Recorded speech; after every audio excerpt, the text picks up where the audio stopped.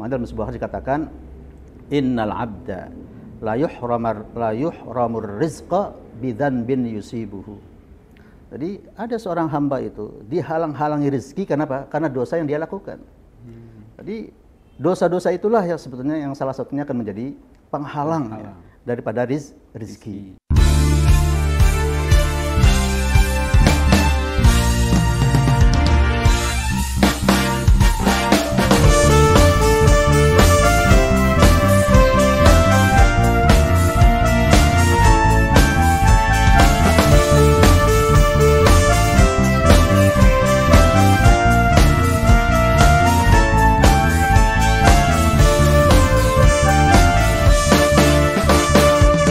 Bismillahirrahmanirrahim.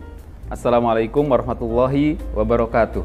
Waalaikumsalam warahmatullahi wabarakatuh. Alhamdulillah wassalatu wassalamu ala rasulillah wa ala alihi wa sahbihi wa man wala. Pemirsa Al-Hikmah TV dimanapun Anda berada, kita masuk ke acara baru dalam program Al-Hikmah TV, yaitu Podcast Al-Hikmah. Dan dalam Podcast Al-Hikmah ini kita akan berbincang-bincang banyak dengan beberapa ustadz-ustadz Al-Hikmah dan mungkin tokoh-tokoh yang lain yang ada di Indonesia. Dan kita akan menggali banyak hal, termasuk salah satunya adalah pintu-pintu hikmah dari Al-Quran dan hadis. Baik, pemirsa di rumah dan dimanapun Anda berada, langsung saja kita bertemu dengan seorang kiai kita, dengan Bapak Kiai kita, yaitu Bapak Kiai Haji Muslih Marzuki Mahdor LCMA. Beliau adalah Ketua Yayasan Al-Hikmah Cirebon dan sebagai pengasuh Pondok Pesantren Al-Hikmah Putra dan Al-Hikmah Putri. Langsung saja kita sapa beliau. Assalamualaikum Ustaz. Waalaikumsalam warahmatullahi wabarakatuh. Alhamdulillah. Gimana kabarnya Ustaz? Alhamdulillah, damang, sehat, waras, bergas, Paman. Alhamdulillah. Luar biasa. Baik Ustaz. Pada pagi hari ini kita ingin berbincang-bincang terkait dengan rizki, gitu ya, tentang rizki. Kita mungkin seluruh manusia atau termasuk saya sendiri pengen sebenarnya banyak rizki dan lain sebagainya, gitu. Nah, kita pengen tahu lebih jauh tentang rizki itu. Yang pertama ingin saya tanyakan kepada Ustadz itu adalah apa sih sebenarnya konsep rizki di dalam Islam itu? Baik, terima kasih Pak Oman. Assalamualaikum warahmatullahi wabarakatuh. Waalaikumsalam warahmatullahi wabarakatuh. Jadi kalau kita membaca di dalam literatur ya, baik di dalam tafsir Al-Quran maupun di dalam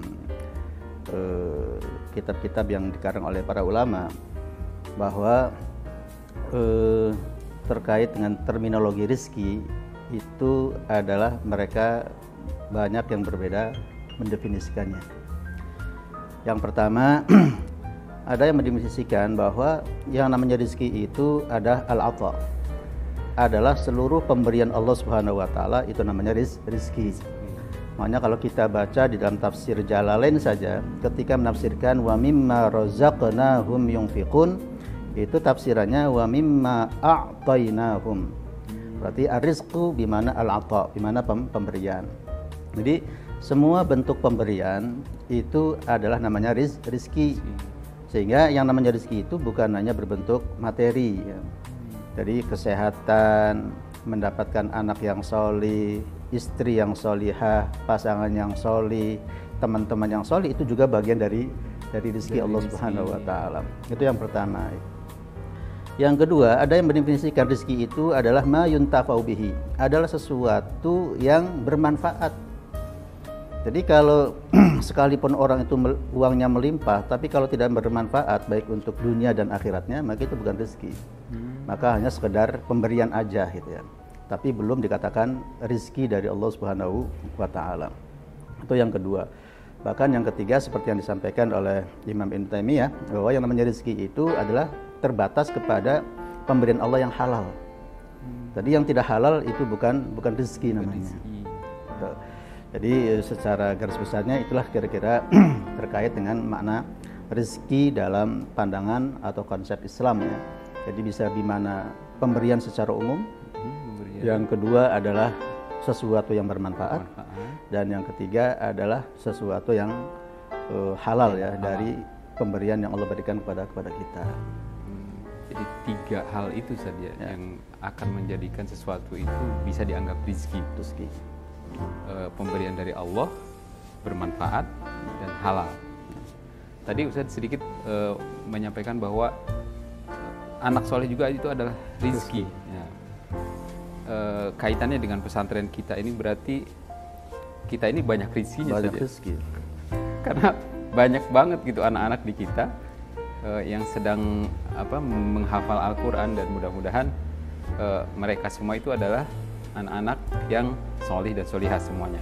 Dan insya Allah itu merupakan rizki bagi orang tuanya, juga rizki bagi kita.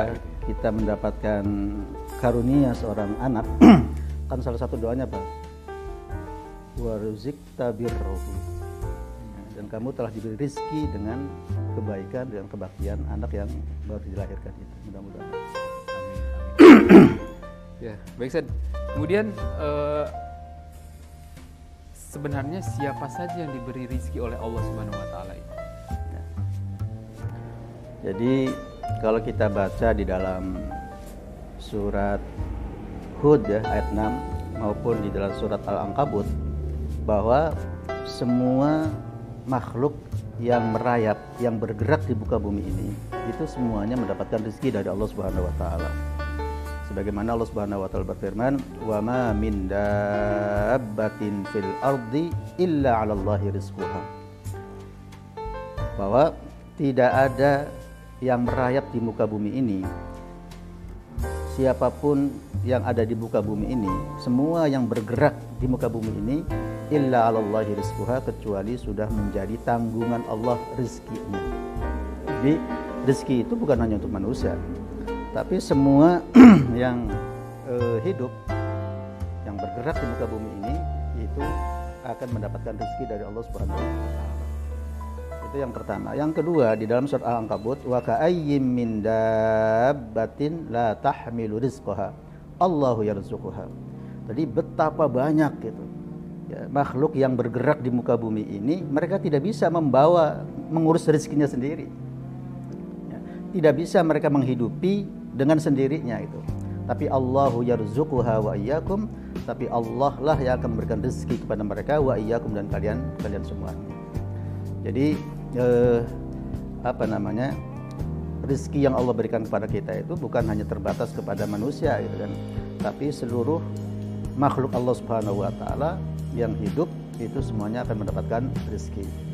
Oleh sebab itu, kita jangan pernah mengkhawatirkan ya terkait dengan rezeki Allah Subhanahu wa taala.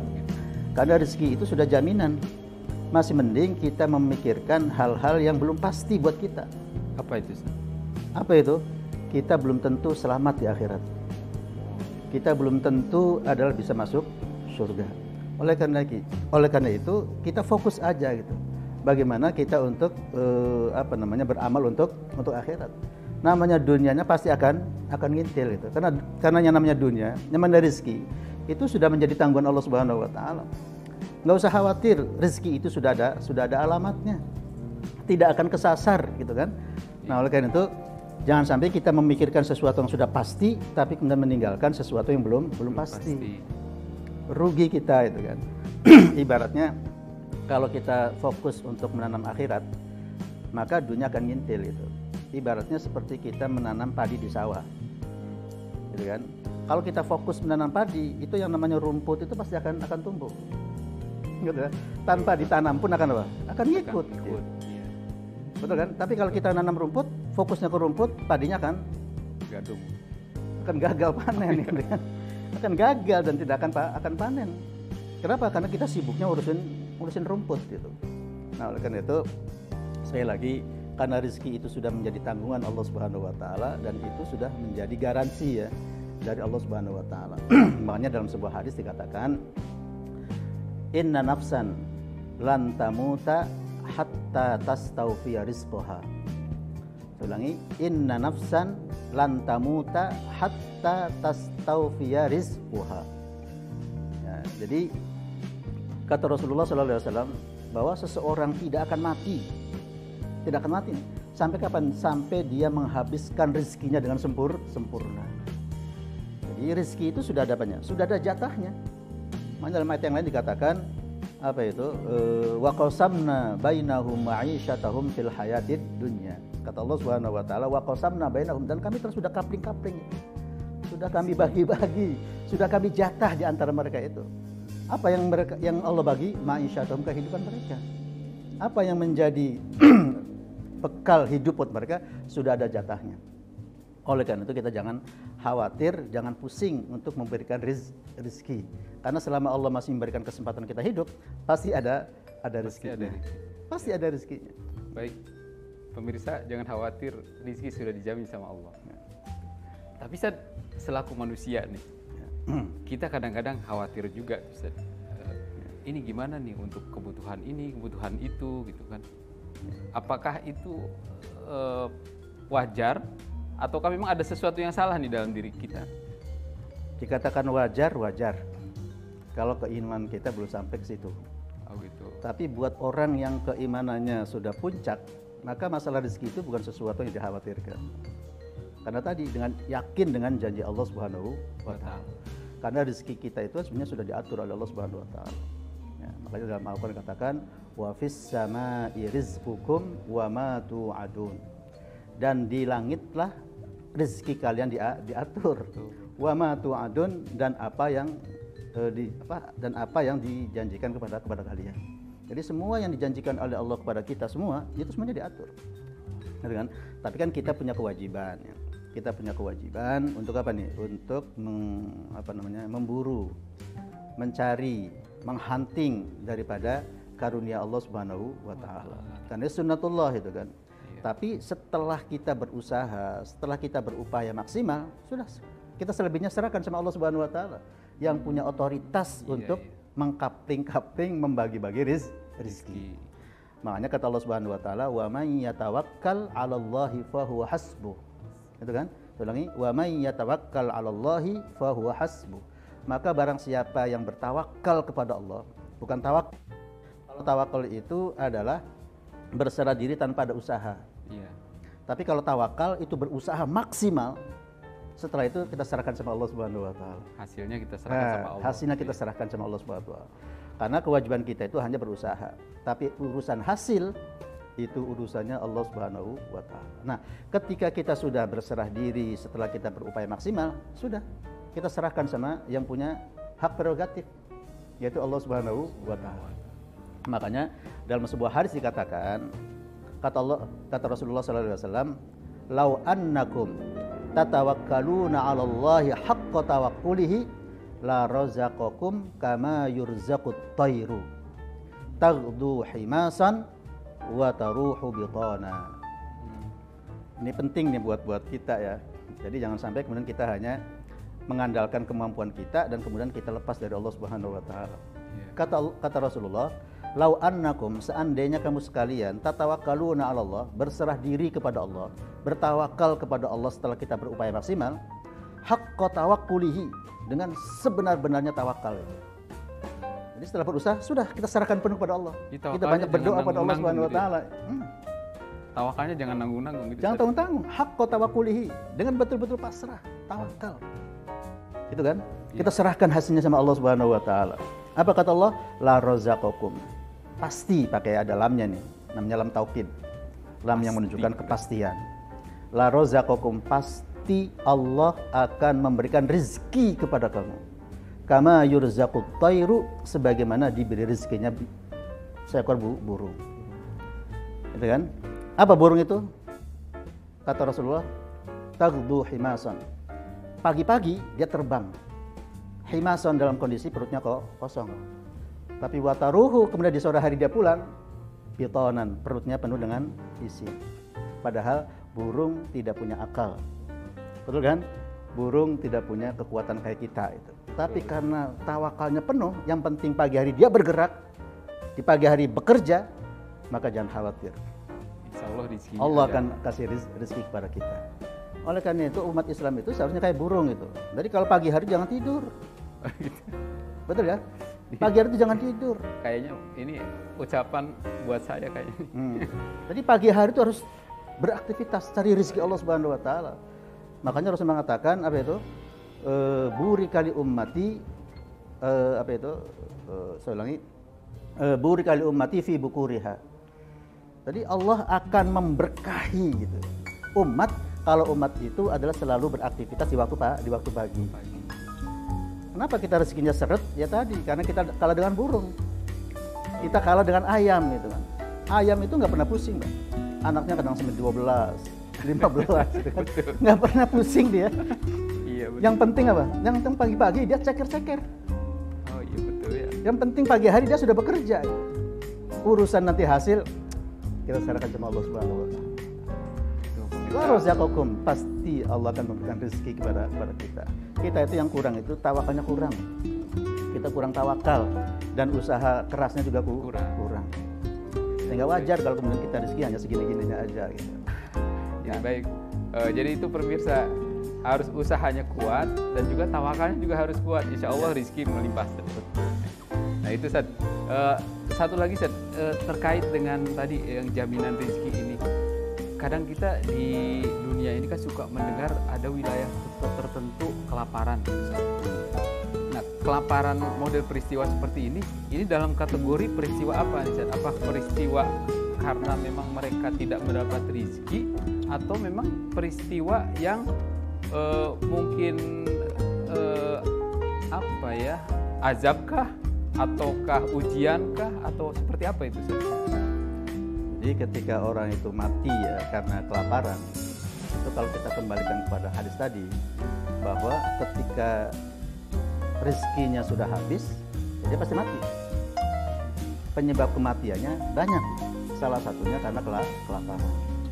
Ketika Allah memberikan ujian berupa kelaparan, ya bisa jadi bentuknya ujian, bisa jadi bentuknya azab. Ya.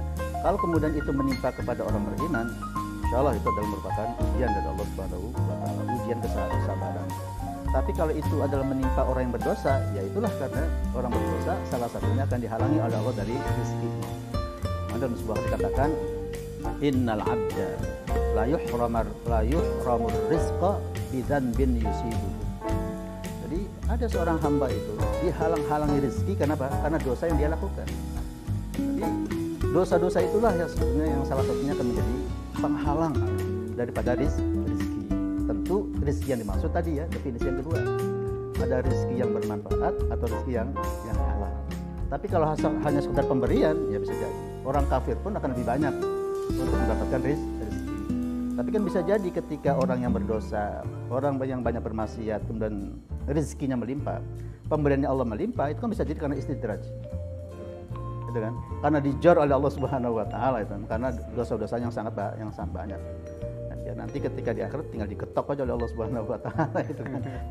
Kenapa? Karena dosa-dosa telah menumpuk. Tapi buat kita orang yang beriman, maka tentu ya ketika kita ingin mengharapkan rezeki yang halal, rezeki yang bermanfaat, maka kuncinya kita hindari dosa. Karena dosa itulah yang akan menghalangi rezeki halal, rezeki yang bermanfaat. Jadi kembali Pak Maman, jadi yang namanya kematian kan satu ya, pintunya satu mati itu. Tapi asbabuhu mutanawwi'ah. Banyak. Tapi sebabnya adalah banyak. Salah satunya kelaparan. Kenapa kelaparan? Ya bisa jadi karena ya diantaranya nih. Karena bisa jadi karena dosa-dosa yang dilakukan, baik yang dilakukan oleh penguasa maupun dilakukan oleh yang bersangkutan. Betul kan? Karena tidak semua orang yang kelaparan juga mati kan. Berarti bisa jadi penyebab kelaparan itu juga mungkin ada hal-hal yang diperbuat sebelumnya, mungkin penebangan hutannya atau apanya gitu kan, yang bisa mengakibatkan wabah kelaparan itu. Ya baik Tad,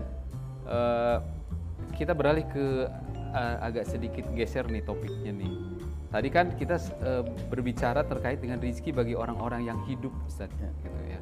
Nah, kalau tidak salah saya pernah mendengar bahwa ternyata orang mati pun rezekinya ada gitu. Nah, itu betul nggak itu, Ustaz? Jadi kalau kita baca dalam Al-Quran juga ya, ada 2 ayat yang disebutkan oleh Allah Subhanahu wa taala. Salah satunya adalah orang yang meninggal syahid ya, para syuhada. Itu kan para syuhada kan menurut kasat mata itu kan mereka meninggal gitu ya. Tapi pada hakikatnya mereka itu adalah hidup. dan diberi rezeki oleh Allah Subhanahu wa taala. Tentu rezeki di akhirat akan berbeda dengan rezeki di dunia itu kan. Nah, rezekinya seperti apa ya kita nggak tahu. Karena belum ada yang pulang dari akhirat ke dunia lagi ya. Itu kalau dalam pembahasan ulumul Quran ini termasuk salah satu ayat mutasyabihat. Ayat mutasyabihat itu ayat yang hakikat maknanya hanya Allah yang tahu. Kata Allah, "Wa ma ya'lamu ta'wilahu illallah." Itu kan kalau kita baca dalam surat Ali Imran ayat 7 bahwa ayat Al-Qur'an itu secara garis besar terbagi menjadi dua.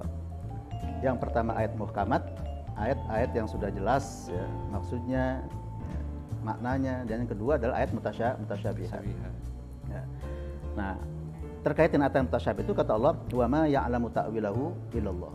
Dan tidak ada yang mengetahui hakikat makna ayat mutasyabihat kecuali Allah Subhanahu wa taala. Nah, salah satu yang termasuk ayat mutasyabihat itu ayat-ayat yang terkait dengan akhirat. Jadi ketika Allah berfirman, "Wala tahsabannalladzina qutilu fi sabilillahi amwata bal ahya'un 'inda rabbihim yurzaqun." Kata Allah, "Wala tahsabanna," dan janganlah kamu mengira alladzina qutilu fi sabilillahi amwata, bahwa orang-orang yang terbunuh di jalan Allah itu mereka mati. Tapi kata Allah, "Bal ahya'un," bahkan mereka itu hidup. Dan wahum yurzaqun, mereka juga diberi rezeki. Nah, diberi rezekinya seperti apa kita nggak tahu. Iya. Karena ini adalah alam akhirat. Alam akhirat itu termasuk ayat mutasyabihat, dan yang tahu hanyalah Allah Subhanahu wa taala. Tapi yang jelas bahwa orang yang dianggap oleh kita mati, hakikatnya mereka hidup dan mereka mendapatkan rezeki. Itu yang pertama. Yang kedua, kalau kemudian kita meyakini bahwa orang yang meninggal ketika mereka tinggal di alam kubur, imma mereka mendapatkan azab kubur, imma mereka mendapatkan nikmat kubur. Betul ya? Iya, betul. Berarti orang yang mendapatkan nikmat kubur, berarti mereka mendapatkan rezeki. Rezekinya seperti apa? Allah Subhanahu wa taala lebih tahu. Pesantren Tauhid Quran terpadu al-hikmah, membangun generasi Qurani. Kenapa? Karena bisa hafal satu surat itu karunia. Jadi ketika sudah hafal harus tetap Dijaga. dipertahankan Ya. semaksimal mungkin. Ketika dia tidak jaga, berarti dia telah menyanyiakan karunia dari Allah Subhanahu wa taala.